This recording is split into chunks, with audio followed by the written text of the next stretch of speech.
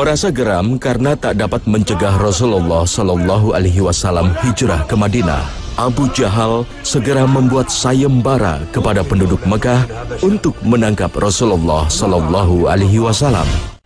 Bagi siapa saja yang berhasil menangkap Rasulullah Shallallahu Alaihi Wasallam, baik dalam keadaan hidup ataupun mati, maka akan mendapat imbalan berupa 100 ekor unta. Sebuah tawaran yang amat menggiurkan. Tak terkecuali bagi seorang badui yang sedang bermukim di Mekah yang bernama Suraqah bin Malik. Bismillahirrahmanirrahim.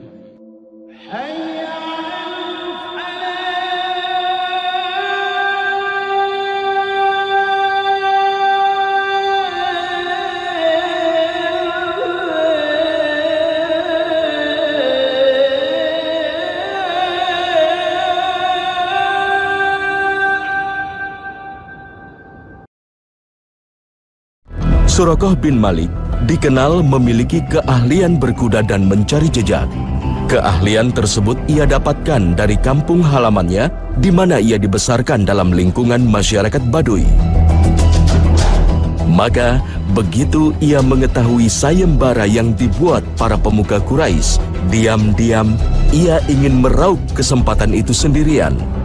Setelah meyakinkan kaumnya bahwa Rasulullah Shallallahu Alaihi Wasallam tak mungkin melintasi wilayahnya, ia segera bergegas melacak jejak Rasulullah Shallallahu Alaihi Wasallam yang sedang menuju ke Madinah. Seorang diri Suraqah bin Malik menyusuri jejak untuk menemukan Rasulullah Shallallahu Alaihi Wasallam. Bayang-bayang 100 ekor unta yang akan menjadi miliknya menjadi motivasi tersendiri bagi Suraqah. Di tengah perjalanan, tiba-tiba kuda yang ditungganginya tersandung. Sebagai seorang yang ahli dalam berkuda, Suraqah tak pernah mengalami hal ini sebelumnya. Tapi ia terus melanjutkan perjalanannya. Benar saja, rupanya hal tersebut menjadi pertanda bahwa Rasulullah Shallallahu Alaihi Wasallam berada tak jauh dari posisinya.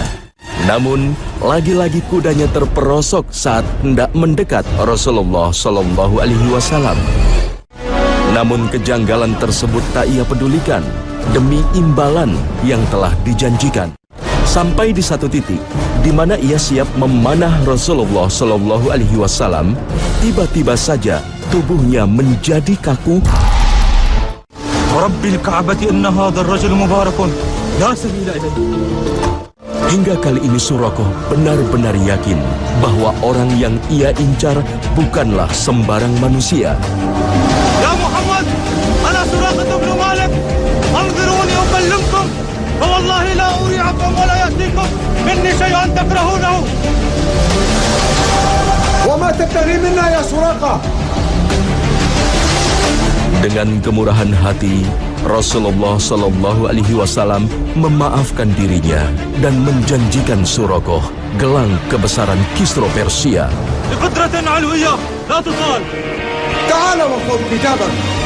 هذا ما أمرني به رسول الله صلى الله عليه وسلم شريطة ألا تشي بطريقنا لأحد. Tanpa berkata panjang, Suraqah pergi untuk kembali ke kaumnya. Ia bahkan tak menyatakan keislamannya meskipun telah menyaksikan tanda-tanda kenabian yang ditunjukkan padanya. Ia sudah amat senang dengan janji gelang Kisra Persia yang akan dihadiahkan untuknya. Sejak kejadian itu, Suraqah tak lagi berjumpa dengan Rasulullah Shallallahu Alaihi Wasallam. Hingga di tahun ke-8 Hijriah, saat Rasulullah Shallallahu Alaihi Wasallam membawa kembali keimanan ke negeri Mekah bersama 10.000 umatnya yang dikenal dengan peristiwa Fathu Mekah. Di saat itulah Suraqah bin Malik baru menyatakan keislamannya. Dan ia tetap memegang janji Rasulullah Shallallahu Alaihi Wasallam yang pernah disampaikan kepadanya. 8 tahun berikutnya, Nabi Shallallahu Alaihi Wasallam hijrah berhasil membuka kota Mekah, masuk ke kota Mekah. Begitu masuk kota Mekah dalam peristiwa Fathu Makkah, maka saat itu Nabi masuk ke Hunain segala macam dalam berjihad, sampailah nanti Nabi di Ji'ronah di mana Nabi membagi ghanimah suku Hawazin. Dan Nabi SAW di sana tentu dikawal banyak sahabatnya, para mujahid. Ini Suraqah datang ingin mendekat ke Nabi, ditahan oleh para sahabat. Siapa kamu? Mendekat ke Rasul, karena keadaan jihad akan bahaya. Maka dia mengatakan, sampaikan, saya Suraqah bin Malik. Kau masih ingat aku Muhammad? Kau masih ingat aku? Ini surat yang pernah kau tulis. Ditunjukkan surat. Ini surat yang pernah kau tulis. Kata Nabi, mendekat. Disuruh mendekat orang itu, kemudian mendekat, dia berikan tulisan yang pernah dijanjikan Rasulullah SAW bahwa dia kelak mendapatkan Siore Kisra. Nabi SAW mengatakan, hari ini adalah hari penepatan janji. Artinya bahwa ini pasti akan ditepati janji. Saatnya tiba, dia akan ditepati. Maka itu sahabat tahu, banyak sahabat yang tahu bahwa Nabi berjanji kepada Suraqah bin Malik tentang Siwaroi Kisra, 2 gelangnya Kisra itu. Pasca peristiwa Fathu Mekah, nama Suraqah tak lagi terdengar. Kepemimpinan muslimin setelah wafatnya Rasulullah SAW diamanahkan pada sahabat mulia Abu Bakar As-Siddiq yang pernah menemani perjalanan hijrah Rasulullah SAW. 3 tahun Abu Bakar memimpin, Persia belum juga berhasil ditaklukkan muslimin. Pesan Rasulullah SAW bahwa muslimin akan menaklukkan Persia baru terwujud di tahun 14 Hijriah di masa kekhalifahan Umar bin Khattab. Saat itu, melalui perang Qadisiyah yang amat dikenal sejarah, 48.000 pasukan muslimin berhasil mengalahkan 130.000 pasukan Persia. Umat muslim pulang dengan rasa bangga sambil membawa harta rampasan yang berlimpah. Namun tak seorang pun berani menyentuh harta rampasan hingga Khalifah Umar yang membaginya. Di saat itulah, secara mengejutkan, Khalifah Umar memanggil Suraqah untuk memenuhi janji Rasulullah SAW. Qaba'u Kisra wa mantaqatuhu wa suwara wa tajuhu wa thiyabuhu. Hadha wa'du Rasulillah wa sadaqa Rasulullah.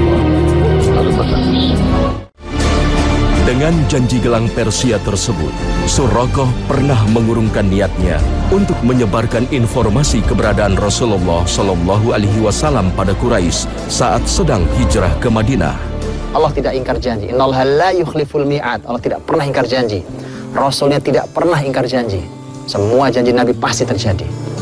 Maka kemudian diberikan kepada Suraqah gelang itu. Bahkan ada mahkotanya, kemudian juga pakaiannya, dan kemudian Suraqah yang telah masuk Islam di peristiwa Fathu Makkah itu, kemudian dia tentu sangat senang karena merasakan janji Allah dan Rasulnya. Bayangkan, dari Arab Badui sampai dia menyandang pakaian kebesaran milik Kisra, penguasa terbesar di zaman itu. Begitulah ketika kita ikut dengan Islam, kita bersungguh-sungguh dengan Islam, ketika kita dijanjikan Allah dan Rasulnya banyak janji-janji kebesaran, maka tidak ada janji Allah dan Rasulnya yang tidak terjadi. Pasti terjadi, dan pasti Allah dan Rasulnya menepati janjinya.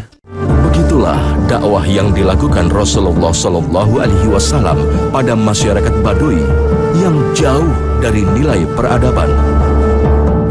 Rasulullah SAW memberikan teladan tentang perbedaan menyikapi masyarakat yang berilmu dan belum mengenal ilmu.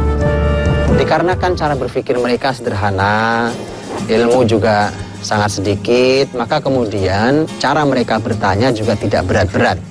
Kalau Nabi SAW duduk dengan para sahabatnya, hitunglah ada Abu Bakar, Umar, Utsman, Ali, Abu Hurairah, Anas bin Malik, sahabat-sahabat ahli ilmu. Ketika membahas tentang hari akhir, tentang hari kiamat, Nabi menjelaskan dengan detail tanda-tanda hari kiamat. Untuk orang Arab Badui itu terlalu rumit ilmu seperti itu. Mereka tidak masuk di kepala mereka. Yang ada adalah mereka datang langsung berkata, Muhammad mata sa'ah. Kapan kiamat Muhammad? Orang Nabi menjelaskan tentang ilmu buat mereka tidak cukup. Mereka, kapan kiamat? Sederhana. Asal mereka tahu kapan kiamat, mereka akan menyiapkan diri. Untuk itulah Nabi pun cara menjawabnya berbeda. Ini juga pelajaran. Hal yang sama, pembahasan yang sama, kalau kita membahasnya pada dua orang yang berbeda, bisa berbeda jawabannya. Ini menunjukkan cerdasnya seorang da'i, cerdasnya seseorang ketika menyampaikan Islam. Kalau yang bertanya Abu Hurairah, sahabat Nabi yang ahli ilmu, Nabi menjawabnya dengan tanda-tanda hari kiamat seperti ini dan seterusnya. Maka Abu Hurairah banyak meriwayatkan tentang tanda-tanda akhir zaman. Tetapi untuk orang Arab Badui ketika bertanya akhir zaman, toh Nabi kalau menyampaikan pun mereka tidak sampai di kepala mereka. Ilmu itu juga berat buat mereka, maka Nabi sederhana. Nabi mengatakan, "Wa madza a'adatta laha?" Kata Nabi, apa yang sudah kau siapkan untuk menghadapi kiamat? Jadi sudahlah, tidak penting kamu mempelajari sulitnya ilmu ini. Yang paling penting adalah siapkan dirimu untuk menghadapi kiamat ketika nanti tiba dengan sebanyak mungkin beramal kebaikan. Sederhana-sederhana seperti itu. Suatu hari datang orang Arab Badui, datang ke Rasulullah SAW. Kemudian orang bertanya banyak ilmu. Dia sederhana, dia mengatakan, beritahukan pada saya amal apa yang kalau saya lakukan saya masuk surga. Sambil dia menarik tali kekang unta Nabi SAW. Dia memaksa untuk unta berhenti. Dan ini memang salah satu karakter mereka, belum memiliki adab yang baik kalau belum tersentuh dengan pendidikan Rasulullah SAW. Para sahabat sangat beradab dengan Rasul, tapi dia tidak. Langsung dia ambil tali kekangnya, dia tarik unta berhenti. Nabi SAW menjawab. Nabi tidak marah. Nabi tidak mengatakan, kenapa kau hentikan, saya tidak. Nabi mengatakan, karena pertanyaannya adalah agar dia masuk surga terjauh dari neraka. Nabi mengatakan, beribadahlah pada Allah, jangan berbuat kemusyrikan, dirikanlah sholat, bayarlah zakat, puasalah kamu. Kemudian kata Nabi, silaturahimlah kamu, silaturahimlah kamu. Begitu Nabi selesai menyampaikan, Nabi mengatakan, lepaskan tali kekangnya. Meskipun masyarakat Baduy tercatat sebagai masyarakat yang jauh dari peradaban, mereka juga dikenal memiliki kelebihan di bidang lain. Salah satu yang utama adalah kemurnian tata bahasa. Karena jauhnya jarak perkampungan Baduy dari perkotaan, mereka memiliki kefasihan bahasa dibanding masyarakat kota yang umumnya sudah bercampur dengan bahasa lain. Jauh sebelum agama Islam datang, bangsa Arab di Mekah memiliki sebuah tradisi, yaitu tradisi menitipkan dan menyusui bayi mereka kepada masyarakat Baduy. Termasuk seorang bayi yang dititipkan oleh seorang pembesar Mekah yang bernama Abdul Muthalib kepada seorang perempuan Baduy yang bernama Halimatus Sa'diyah. Kepada Halimatus Sa'diyah inilah Muhammad kecil yang merupakan cucu dari Abdul Muthalib disusui dan dibesarkan hingga berusia 4 tahun. Di perkampungan Bani Sa'ad, Muhammad kecil belajar kemurnian bahasa Arab.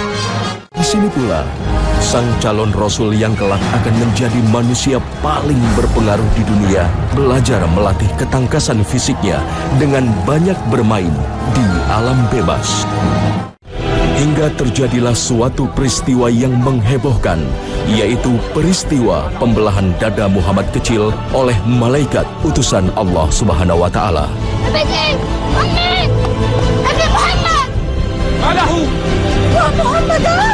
Di sini juga ada satu pembahasan yang menarik. Para ulama mengatakan bahwa terhindar dari penyakit-penyakit kota. Penyakit kota itu yang dimaksud saat itu adalah lebih pada penyakit akhlak kota besar. Kota besar carut-marutnya, pertikaiannya, pertarungan kepentingan, itu semua menyebabkan permasalahan itu kemudian disaksikan oleh seorang anak. Maka mungkin kalau boleh kita ambil sebuah pelajaran bahwa ternyata usia 0 sampai 5, hari ini kita menyebutnya usia balita, di bawah 5 tahun. Maka kita mengatakan bahwa ternyata Muhammad SAW di usia balita adalah usia dikarantina oleh Allah Subhanahu wa Ta'ala dari semua akhlak-akhlak yang jahiliyah, akhlak-akhlak yang rusak, diselamatkan di sebuah tempat yang masih lebih baik dibandingkan di Bani Sa'ad, dibandingkan di kota Mekah yang lebih rusak. Jadi pelajaran juga buat para orang tua bahwa hati-hati anak-anak usia balita yang kita sebut hari dengan usia emas mereka. Ternyata hati-hati ketika kita mendidik mereka, menghadapkan mereka pada banyak kemaksiatan, belum waktunya. Mereka belum siap, mereka baru tunas yang baru tumbuh. Tunas yang baru tumbuh harus Anda jaga. Karena kalau tidak, dia mudah sekali patah karena masih sangat terlalu muda, imannya masih sangat tipis. Belum waktunya untuk berhadapan dengan sulitnya kemaksiatan itu. Untuk itulah, maka Nabi dibesarkan, dididik di keluarga besar Bani Sa'ad, di Halimatus Sa'diyah radhiyallahu anha. Dan semua bekal yang didapatkan di situ, itu semua bekal besar untuk saat beliau nanti menjadi Nabi. Masyarakat Baduy dengan segala kekurangan dan kelebihannya memiliki cara tersendiri untuk menyikapinya. Sejarah interaksi Rasulullah Shallallahu Alaihi Wasallam dengan masyarakat Baduy mengajarkan umatnya banyak hal dalam menyikapi masyarakat yang memiliki karakter seperti mereka. Hanya ketika orang-orang kasar seperti itu tidak kunjung taubat, bahkan mereka tetap melakukan kejahatan-kejahatan seperti beberapa Arab Badui yang oleh Nabi ditumpas. Mereka itu karena memang mereka sudah tidak mau lagi melakukan kebaikan-kebaikan. Mereka tetap bertahan dengan kejahatan mereka, dengan sifat kasar mereka, mengganggu perjalanan kafilah dagang, merampok. Maka yang seperti ini oleh Nabi diberikan tindakan yang sangat tegas dan sangat kuat. Itu dilakukan karena yang tidak ada pilihan yang lain, karena mereka sudah mendapatkan ilmunya, tetapi mereka tetap menjadi masyarakat pembangkang. Ini pelajaran buat kita semuanya, agar kita tidak buru-buru menggunakan ketegasan sebelum menggunakan kelembutan, tidak memberikan sebuah vonis sebelum kita menyampaikan ilmu kepada mereka.